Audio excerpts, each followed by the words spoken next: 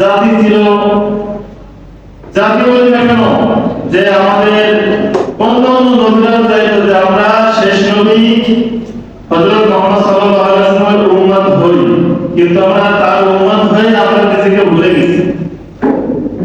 আমরা বুঝি না আমাদের দাম কতটুকু, আমাদের মর্যাদা কতটা।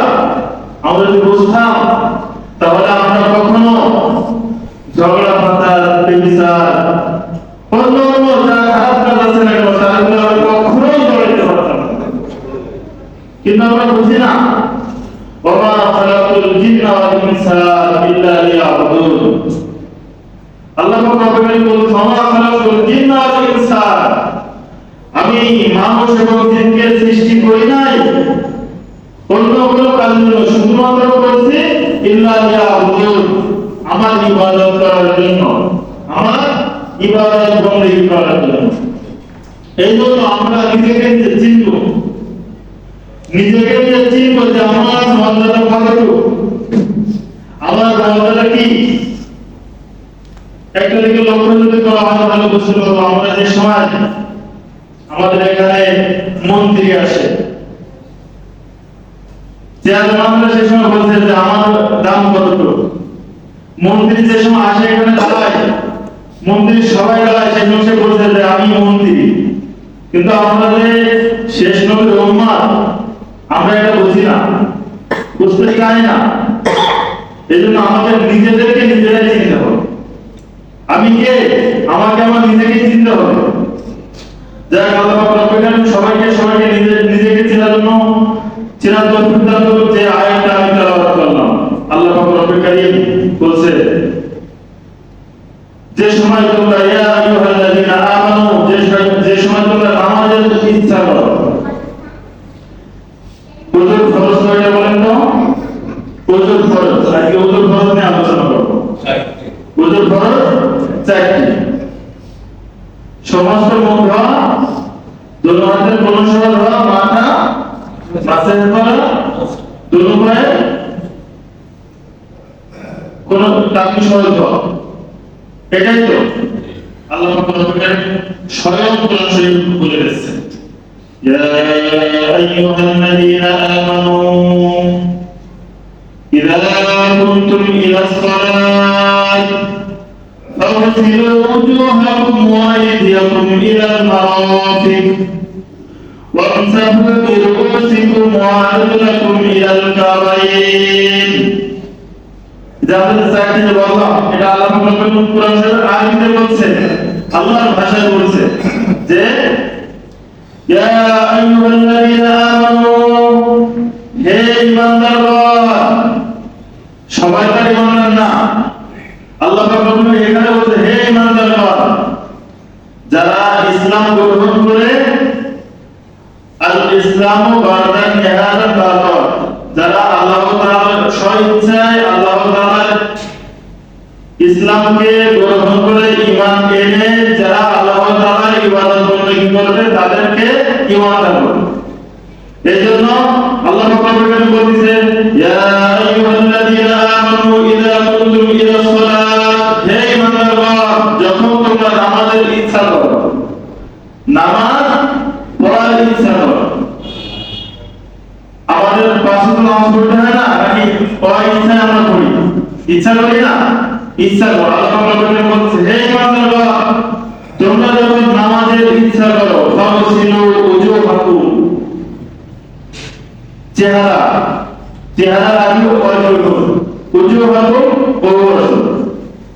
ইয়া আইয়ুহাল্লাযীনা আমানু ইযা কুনতুম ইলাস সালাত ফাগসিলু ওজুহাকুম, তোমাদের মুখমণ্ডল ভালোভাবে ধুয়ে করো।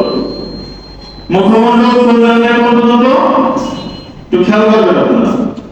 এই যে আমাদের চুল আছে না, চুলের শুরু থেকে এই চুলের নিচ পর্যন্ত, একটা নথি থেকে অপরখানে নথি পর্যন্ত একটু ভালোভাবে ধুয়ে করতে হবে। তাহলে ছিল ওজুহাকুম, এতটুকু ভালোভাবে ধুয়ে করতে হবে, ভালোভাবে। শুধু ধোয়া করার কথা বলা হয় না, যে ভালোভাবে ধৌত করো। তাহলে ছিল ওজুহাকুম ওয়া আইদিয়াকুম, এত মানে হাত, এক বছর, ইয়াদুল মানে হাত, আইদিয়াকুম মানে বড় বছর, 2 হাত, ওয়াইদিয়াকুম ইলাল মারাফিক কোনই সহ, 2 হাতে কোনই সহ। ফাওয়াসিলু উজুহাকুম ওয়া আইদিয়াকুম ইলাল মারাফিক, ইলাল মারাফিক পরবর্তীতে ভালোভাবে যত্ন করতে হবে। আমাদের যাদের হাতে চুল আছে, আমাদের এরকম হয় যে একটু চুল আছে হাতে, কিংবা ইমাম সাহেব নামাজে দাঁড়ায় গেছে, মুয়াজ্জিন সাহেব ইমাম শেষ হয়ে গেছে, সূরা ফাতিহা ইমাম সাহেব শেষ হয়ে গেছে, এরপর আমরা চলে আসছে নামাজে, এবার উযু নাই, কি করতে হবে? তাড়াতাড়ি উযু করলাম, কি করলাম? তাড়াতাড়ি উযু করলাম। এখানে তাড়াতাড়ি কথা বলা হয়, তাড়াতাড়ি এটা বলছে তুমি তাড়াতাড়ি উযু করে চলে যাও। এটা বলছে ওয়াইদাতুম ইলাল মারাফিক ওয়ামসাহু বিরুসিকুম ওয়া আরজুলাকুম ইলাল কাবাইন, ওয়ামসাহু বিরুসিকুম মাথা মাসাজ করা, ওয়ামসাহু বিরুসিকুম 4 ভাগে 1 ভাগ মাসাজ করবে, ওয়ামসাহু বিরুসিকুম ওয়া আরজুলাকুম ইলাল কাবাইন, এবং তোমাদের 2 পা টাকনু সহ ভালো করে ধরতে হবে। এই যে বললাম ভালোভাবে আমাদের একটা জিনিস খেয়াল করবেন, আমরা যে সময় উযু করি, আমাদের বাচ্চাদের একটা হয়, আমাদের বাচ্চাদের সময় মাদ্রাসায় উযুর ফরজ পড়ানো হয়, তখন ওদের প্র্যাকটিক্যালও দেখানো হয় যে কিভাবে উযু করবে। তার কি হয়, সমস্যা হয় যে হাত ধরে কিন্তু এইখানে সে ভেজে না, পা ধরে এই পাশে ভেজে না, পা ধরে এই যে দোনো পায়ের আঙ্গুলে ফিরাও করা সুন্নাত, দোনো হাতের আঙ্গুলেও ফিরাও করা সুন্নাত, দোনো পায়ের আঙ্গুলে ফিরাও করা সুন্নাত, যাতে আপনার এখানে ভিজতে বাকি না থাকে। এই জন্য আল্লাহ পাক ভালোভাবে ধরার কথা বলছে, ইয়া আইয়ুহাল্লাযীনা আমানু ইযা কুনতুম ইলাস সালাত ফাগসিলু উজুহাকুম ওয়া আইদিয়াকুম ইলাল মারাফিক ওয়ামসাহু বিরুসিকুম ওয়া আরজুলাকুম ইলাল কাবাইন। পুরোটা 4টা ফরজ ভালোভাবে ভালো করে যদি ধরে আসতে পারি তাহলে আমার নামাজ হবে, যদি না করি তাহলে নামাজ হবে না। উযুর পূর্বে শর্ত যে নামাজের পূর্বে শর্ত ভালোভাবে উযু করা। আমার যদি কোনো অঙ্গ প্রত্যঙ্গ যদি আমার না ভেজে ভালোভাবে না দেওয়া হয় তাহলে উযু শুদ্ধ হবে না, উযু শুদ্ধ না হলে নামাজ হবে না। যত সময় উযু ঠিক না হবে তত সময় নামাজ হবে না। এজন্য আমাদের নামাজে আসার আগে আমাদের ভালোভাবে নিজেকে পবিত্রতা অর্জন করতে হবে। এটা তো আমাদের শরীরের পবিত্রতা অর্জন করলাম, শুধু শরীরের পবিত্রতা অর্জন করে এসে নামাজ পড়লে হবে? হবে কি আপনারা বলেন হবে? কখনো না। শুধু যদি আমি শরীর পবিত্র করে আসি, আমার মন অপবিত্র, মন অপবিত্র, তাহলে আমার নামাজ হবে? কখনো না। নিজের মন পবিত্র বানাইতে হবে। কেমন? আমি নামাজ পড়তেছি মানুষকে দেখানোর জন্য, আমি নামাজ পড়তেছি মানুষকে দেখানোর জন্য, সে নামাজ কি হবে? আমি হাজী সাহেব হব, আমার অনেক টাকা আছে, গ্রামের চার দোকানে এরকম বলে মানুষ, সে তার অনেক টাকা আছে কিন্তু সে হজ করে না। সে হজ মনে করেন সে আমার কথা ধরে নিলাম যে আমি ক্ষতি ফেরাত লক্ষ লক্ষ টাকা, আর একজনের বলছি সে বেজার হইতে পারে। আমার কথা বলি, আমার লক্ষ লক্ষ টাকা আছে, গ্রামের সবাই জানে আমার টাকা আছে অনেক, কিন্তু আমি হজ করি না। তার দোকানে আলোচনা হয় যে অমুক ব্যক্তি অমুক হুজুরে অনেক টাকা, কিন্তু সে হজ করে না, কুরবানি করে না, যাকাত দেয় না। এই লোক দেখানোর জন্য চলে গেলাম হাতে, ওই হজ করে কি কোনো কাজে আসবে? সারা জীবন প্রত্যেক মাসে মাসে যদি আমি হজ করে মানুষ দেখানোর জন্য, তাহলে আমার হজ জীবনে কবুল হবে না। মানুষ দেখানোর জন্য যাকাত দিই, আমার অনেক টাকা আছে, মানুষ দেখানোর জন্য যাকাত দিতে হবে। যাকাত না দিলে মানুষ কি বলবে? গরিব মানুষের যদি, এটা আমাদের এখন অবস্থা কি? যাকাত দিচ্ছি, ভিডিও দিচ্ছি, ফেসবুকে ছাড় দিচ্ছি, এখানে ছাড়ি সেখানে ছাড়ি, মানুষ দেখো তার টাকা আছে। কোরবানি শোনালে কিরকম হয়? যাইতে হবে বাজারে গরু কিনতে, সাথে ফ্রিজের দোকানে একটু বন্ধ দেওয়া হয়, ভালো ফ্রিজ রাখতে হবে, ডিপ ফ্রিজ গরু বেশি বেশি করে খাওয়া যায়, বড় গরু কিনতে যাচ্ছে। আমাদের অবস্থা এটা। শুরুতে বলছিলাম আমরা আমাদের নিজেকে চিনি না, আমরা যে কোন নবীর উম্মত, আমরা আমাদের যে সম্মান, আমাদের যে একটা ব্যক্তিত্ব, আমরা সেটা নিজেরা হারিয়ে ফেলছি। নিজেরা মনে করে আমাদের নিজেকে নিজেরা ছোট মনে করি, কিন্তু অন্যান্য মানুষ, অন্যান্য নবীরাও, নবীর সাহাবারাও চাইতে যে আমি হযরত মুহাম্মদ সাল্লাল্লাহু আলাইহি ওয়াসাল্লামের উম্মত হই। আরে যাকে না সৃষ্টি করলে আমাদের দুনিয়া সৃষ্টি হইতো না, যাকে না সৃষ্টি করলে কোনো কিছু সৃষ্টি হইতো না দুনিয়ায়, সেই নবীর উম্মত আমরা। তো আমরা ভুলে গেছি আমাদের নামাজে এরকম হয় যে তাবলীগ আসে, তাবলীগ দেওয়ার আসে, আমাদের দাওয়াত দিয়ে নামাজ নিয়ে আসে। যে সময় আমরা মাদ্রাসায় লেখাপড়া করছি, আমাদের প্রত্যেক পরীক্ষা ছুটির আগে 3 দিন ছুটি, পরীক্ষা শেষ হওয়ার পরে 3 দিন তাবলীগে যাইতে হইতো। তাবলীগে যাওয়ার পরে আমরা ছুটি হইতো, তাবলীগে গিয়ে কি করতাম সেটা মতো ছোট বুঝতাম না, সব আসর পরে বের হইতে হতো যে নামাজের জন্য। এখানে সেখানে দোকানে অনেক মানুষ বসে আছে, তাদের সাথে দাওয়াত ভাই নামাজ পড়তে এসে ধরে আসতাম। এরকম হয়েছে যে হুজুর এর একটু পড়া নামাজ ছুটি রাখবে, আরে বোকা মুসলমান, সে তোমার ভালোর জন্য রাখতেছে, খারাপের জন্য না।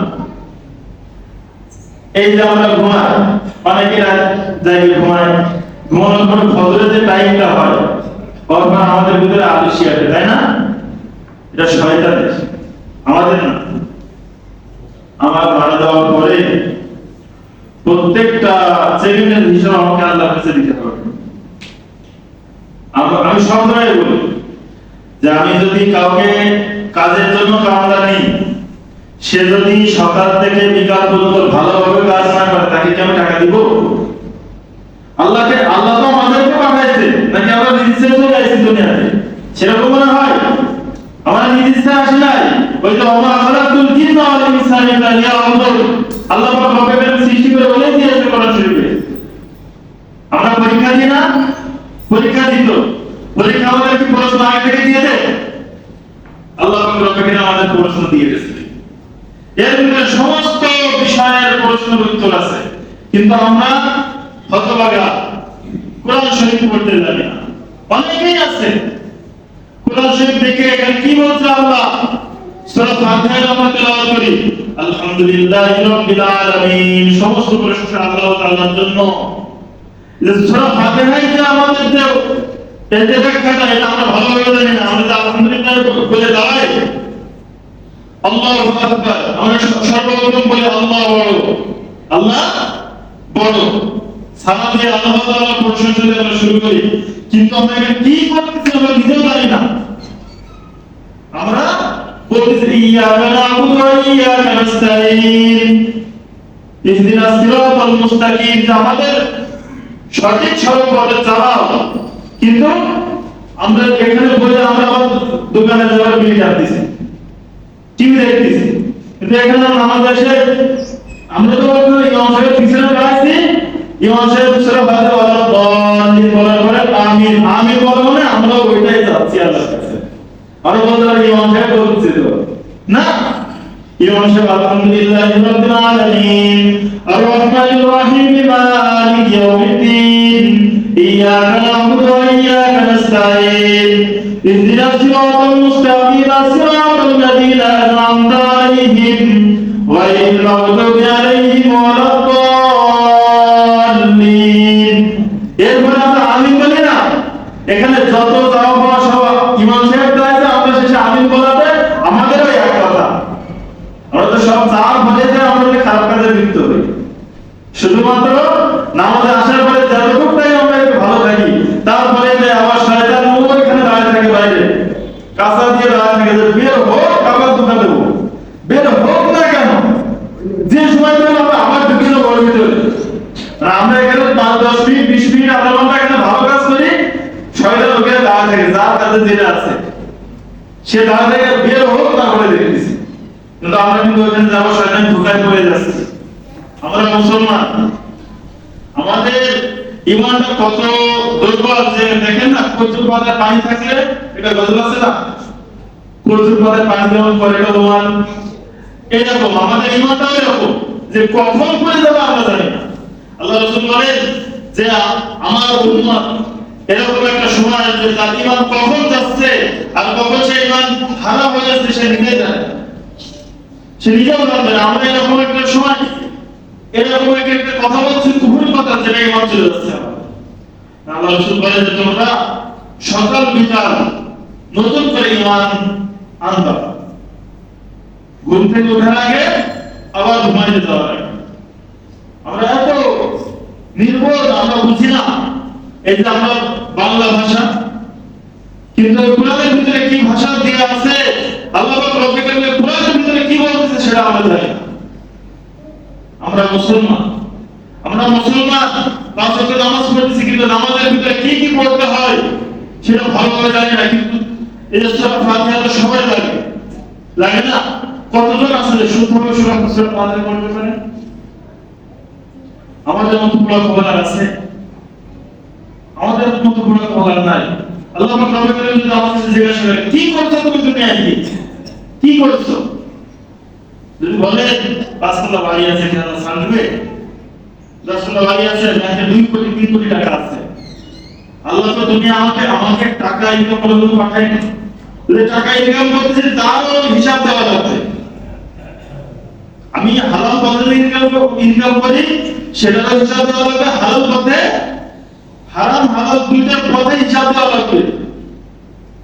একটা বিষয় যে আমরা এত কিছু কাজ জমি করতেছি, কবরে যাওয়ার সময় আমরা নিয়ে যেতে পারবো, 2 কোটি টাকা আছে, 2 কোটি টাকা আছে, আমি কবরে নিয়ে যেতে পারবো, তো রেখে যেতে হবে ছেলে মেয়ের জন্য। পুরুষরা তো আছে তো স্বামী স্ত্রী ছেলে সন্তান, ছেলে মেয়েদের নিয়েই তো তাদের সবকিছু। কিন্তু আল্লাহ রাসূলের হাদিস আছে যে কিয়ামতের ময়দানে যে সময় একজন লোক একটা নেকির জন্য তার স্ত্রীর কাছে যাবে, স্ত্রী বলবে তোমাকে চিনি না, স্ত্রী বলবে তোমাকে আমি চিনি না, আমার দুনিয়ায় কোনো স্বামী ছিল না, সন্তান বলবে আমার দুনিয়ায় কোনো বাবা ছিল না, বাবা বলবে আমার দুনিয়ায় কোনো সন্তান ছিল না। এরকম একটা অবস্থার ভিতরে আমরা থাকবো। কার জন্য করতেছি এগুলো? আমার নামাজ কালাম বাদ দিয়ে কার জন্য করতেছি? টাকা উঠাচ্ছি অনেক টাকা, আমার কিন্তু তার জাকাত দিচ্ছি না। আমরা বিকাশে টাকা পাঠাতে 20 টাকা দিই আমরা, তাই না? বিকাশে টাকা পাঠাতে 20 টাকা দিই, কিন্তু 1020 টাকা দেওয়া লাগে। কিন্তু আমাদের যে টাকার জন্য আমাদের জাকাত খরচ হয়, এটাও তো 20 টাকা, কিন্তু আমরা ওইখানে দিতে পারি। এত টাকা কোথায় কি করবো আমরা? এই টাকার জন্য আমি ছেলে সন্তান স্ত্রীর জন্য আমাদের ধারণা করতে হবে, আমরা সেটা খেয়াল করি না। আমরা দুনিয়ার পিছনে ওয়া হাযিহিল হায়াতুদ দুনিয়া ইল্লা লাহি ওয়া লাইব ওয়া ইন্না দারাল আখিরাতা লাহিল হায়াত লাউ কানু ইয়ামালুন। আল্লাহ পাক রব্বুল বলতেছে, এটা বলেছে যে ওয়া হাযিহিল হায়াতুদ দুনিয়া ইল্লা লাহি ওয়া লাইব। এই পার্থিব যে জিন্দেগিটা এটা শুধুমাত্র খেলাধুলার মতো, শুধুমাত্র আমি যে কখন মারা যাবো এটা কি কেউ বলতে পারবে? আমি এখন এখানে বসে আছি, আমি কি নামাজ শেষ করে আমি মাদ্রাসা পর্যন্ত যাবো, আপনারা বাসা পর্যন্ত যাবেন, এর কি কোনো গ্যারান্টি আছে? কেউ দিতে পারবে না। কি কার জন্য এগুলো করতেছি? আল্লাহ পাক রব্বুল আলামিন আগে থেকে সতর্ক করে দিয়েছে, ওয়া হাযিহিল হায়াতুদ দুনিয়া ইল্লা লাহি ওয়া লাইব ওয়া ইন্না দারাল আখিরাতা লাহিল হায়াত লাউ কানু ইয়ামালুন। যারা বুঝতো আমরা বুঝি না, কখনো মাথা বালিশের উপরে মাথা দিয়ে ঘুমানোর আগে চিন্তা করছি যে আমি সারাদিন কয়টা গুনাহ করছি, সারাদিন কয়টা গুনাহ করেছি, সারাদিন কয়টা ভালো কাজ করছি। ভালো কাজের ভাগ বেশি নাকি খারাপ কাজের ভাগ বেশি? চিন্তা করলে খারাপ কাজের ভাগ বেশি, কিন্তু আমরা চিন্তা করি না কি করতেছি, আমরা কি করতেছি। আল্লাহ রব্বুল আলামিন দেখেন না যে গরিবরাই যারা সুদা কিন্তু হাতে থাকে, বিকাল রাত হওয়ার আগে কিন্তু যে ঘুড়ির মালিক সে কিন্তু আমার সুদের টাকা নিতে নিয়ে এসে বাড়ি নিয়ে চলে যায়। এরকম আমরাও আমাদের একদিন চলে যেতে হবে, দুনিয়া ছাড়তেই হবে। যাদের ভিতরে আল্লাহ জানছে তাদেরকে নিয়ে যান। অত আমি বড় আমি চেয়ারম্যান, আমি মেম্বার, এটা হলে কোনো লাভ নাই। দিন শেষে সব শূন্য। সেরকম থাকতো তাহলে অনেকেই অনেক কিছু করে ফেলত। যদি দুনিয়ায় থাকা যেত তাহলে আমাদের নবী ইন্তেকাল করতেন না। দুনিয়ায় যদি থাকা যেত তাহলে ফিরাউন সেও বেঁচে থাকতো, কিন্তু দুনিয়ায় থাকার জায়গা না। বাহাদুরি, দুনিয়ার বাহাদুরি বেশি দিনের জন্য না। এই জন্য আল্লাহ পাক রব্বুল কারীম বলছে যে তোমরা আমার ইবাদত করার জন্য পাঠানো হয়েছে তোমাদের, আর তোমরা সেই ইবাদত করেই আসো। যদি ইবাদত লাইন শাকারতুম লা আযীদান্নাকুম ওয়া লাইন কাফারতুম ইন্না আযাবি রাব্বি লাশাদীদ, যে লাইন শাকারতুম, যদি কোনো ব্যক্তি আমার শুকরিয়া পেয়ে সেই শুকরিয়ার নিয়ামত যে শুকরিয়া পাবে, তার সেই শুকরিয়ার নিয়ামতের শুকরিয়া না করলো, সে জেনে রাখো যে আমার আযাবও আছে, আযাবটাও খুবই ভয়ঙ্কর। আল্লাহ পাক আমাদেরকে এত কিছু দিয়েছে, আমাদের চোখ দুইটা আছে, দুনিয়ার সব কিছু দেখতে পাই। চোখের শুকরিয়া কে কতবার করছে? আমার দুইটা হাত দিছে, হাত দিয়ে সব কিছু করতেছি, হাতের শুকরিয়া কে কতবার করছে? দুইটা পা দিছে, এই পা শুকরিয়া কতবার করছি আমি?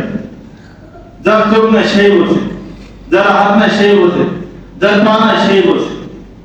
কিন্তু আল্লাহ পাক রব্বুল কারীম আমার সমস্ত অঙ্গ পর্যন্ত ভালোভাবে দিয়েছে, কিন্তু আমি বুঝতেছি না যে আমার চোখের কমতি আছে।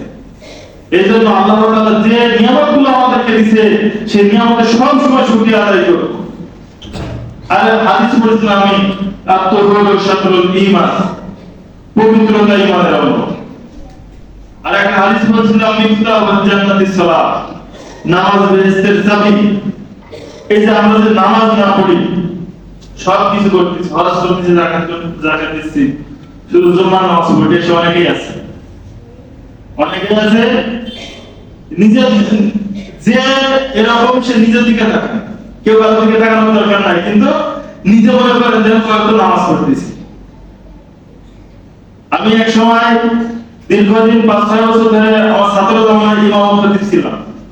ফজরের নামাজে উপস্থিত হইতেন ৮-১০ জন, কিন্তু জুম্মার সময় ভিতরে থাকতো, বাইরে বারান্দায়, মসজিদের ছাদে পুরো ক্লিয়ার।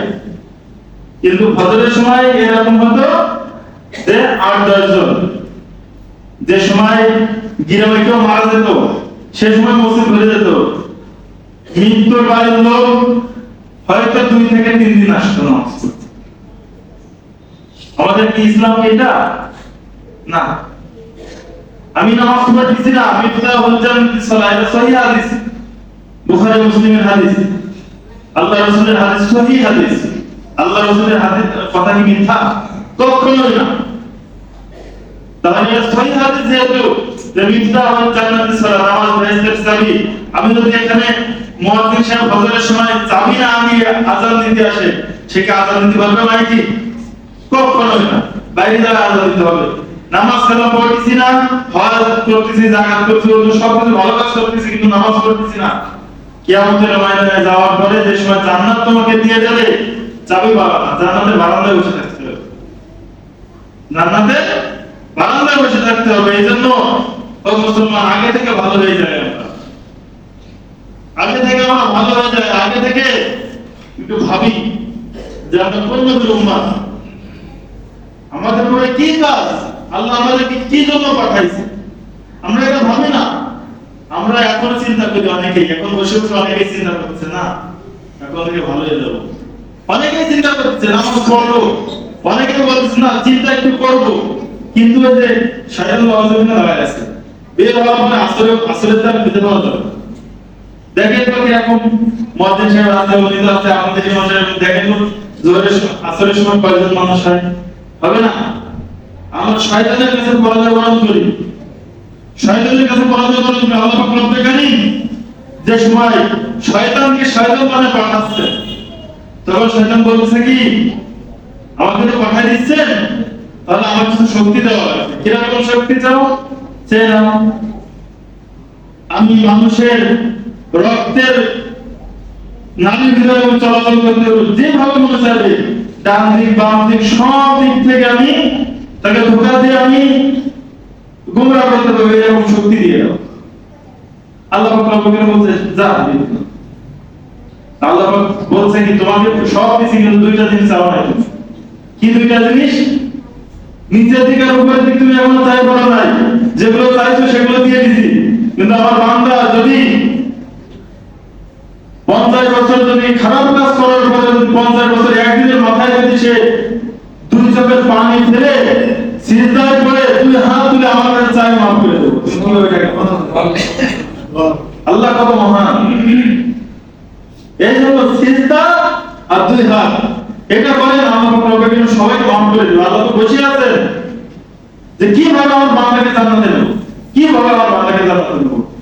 যে আল্লাহ আমাদেরকে এত সুন্দর করে সৃষ্টি করেছে, আমাদের মুখটা এত সুন্দর করে সৃষ্টি করেছে, সে কিভাবে আমাদেরকে জাহান্নামে পোড়াবে? আর রহমান আর রহিম, আল্লাহ তো দয়ার সাগর। আমাদের আমরা বাবা মা হয়েছি যারা, সন্তান যদি হাত থেকে পড়ে যায় কলিতে আঘাত লাগে না? আল্লাহ পাক রব্বুল কারীম ওই আল্লাহ রহমান, তার যে এত মায়া, তার মায়া থেকে অল্প একটু মায়া দুনিয়ার সবাইকে দিয়ে দিচ্ছে। তাই এত মায়া, তাই এত মায়া। ছেলে বাপের উপরে মায়া, মা ছেলে মেয়েদের উপরে মায়া, অনেকের উপরে মায়া, আমাদের এত মায়া। কিন্তু আল্লাহ পাক রব্বুল কারীম সব তার কাছে আছে, সে আমাদের মাফ করবে না কেন? এই জন্য ভাই ফিরে আসি। আমরা দুনিয়ায় আছি, দুনিয়াতেই আছি, আমাদের একদিন যাইতে হবে আল্লাহর কাছে। 3.5 হাত কবরে যাইতে হবে। ওই অন্ধকার কবর হাত করে বসে আছে যে কখন তার ভিতরে আমাদেরকে নেবে। যদি আমি ভালো কাজ করে যাইতে পারি আমার জন্য সোনায় সোহাগা, আর যদি আমি খারাপ কাজ করে যাই কবর আমাকে ছাড় দিবে না, কবর আমাকে ছাড় দিবে না, কখনোর জন্য না। এই জন্য আল্লাহ পাক রব্বুল কারীম আমাদেরকে আগে থেকে সতর্ক করতেছে, অনেক ভালো সতর্ক করে, কিন্তু আমরা বুঝি না। অবুঝ মুসলমান। আল্লাহ পাক রব্বুল কারীম যেগুলো কথা বলছি সর্বোত্তম আমাকে এবং আপনাদের সবাইকে এই কথার উপর আমল করে আল্লাহ তাআলার খাঁটি বান্দা হয়ে মুত্তাকি হয়ে কবরে যাওয়ার তৌফিক দান করুন। ওয়া আখিরা ইল্লা বিল্লাহ। যারা সুন্নাত